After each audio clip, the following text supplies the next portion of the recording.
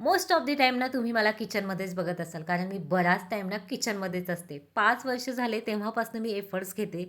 माझ्या नवऱ्याला ना हाताच्या पोटावर मोजता येईल एवढ्या 4-5च भाज्या आवडतात आणि खूप जास्त एफर्ट्स घेऊन मी त्या भाज्या बनवण्याचा प्रयत्न करते गेली 5 वर्षापासून. पण तरीही फक्त 75 to 80% मला जमते असं त्यांचं म्हणणं आहे. लग्नाआधी मी कधी जेवण बनवण्यामध्ये इंटरेस्ट घेतला नाही. हाताच्या बोटावर मोजता येईल एवढ्या 4-5च भाज्या मलाही जमायच्या आणि ज्या काही थोड्याफार भाज्या मला जमायच्या ना, त्यांच्या आवडीची एकही भाजी त्याच्यामध्ये नव्हती. त्यामुळे लग्नानंतर ना मला बराच स्ट्रगल करावा लागलाय छान असा स्वयंपाक बनवण्यासाठी. कसं आहे ना, प्रॅक्टिस मेक्स मॅन परफेक्ट असं म्हणतात ना, ते अगदीच खरं आहे. या 5 वर्षाच्या प्रॅक्टिसमध्ये ना मी बऱ्यापैकी छान स्वयंपाक बनवायला लागलीये आता. त्या 4-5 भाज्या वगळताना स्वतःच्या कुकिंगला मी 100% देईल एवढा असा कॉन्फिडन्स आलाय मला आता. असं नाही की अगदीच मला काही येत नव्हतं, पण कसं असतं ना की लग्नानंतर सासरकडची आणि माहेरकडची पद्धत थोडीशी वेगळीच असते. त्यामुळे हे सगळं ऍडजस्ट करायला ना मला भरपूर वेळ गेला. तर तुमचे काही असे किस्से आहेत का बिफोर मॅरेज आणि आफ्टर मॅरेजचे कुकिंग बद्दल, हे पण मला कमेंटमध्ये नक्की सांगा. आणि हो, जाता जाता चॅनलला सबस्क्राईब करायला विसरू नका. भेटू नेक्स्ट व्लॉगमध्ये.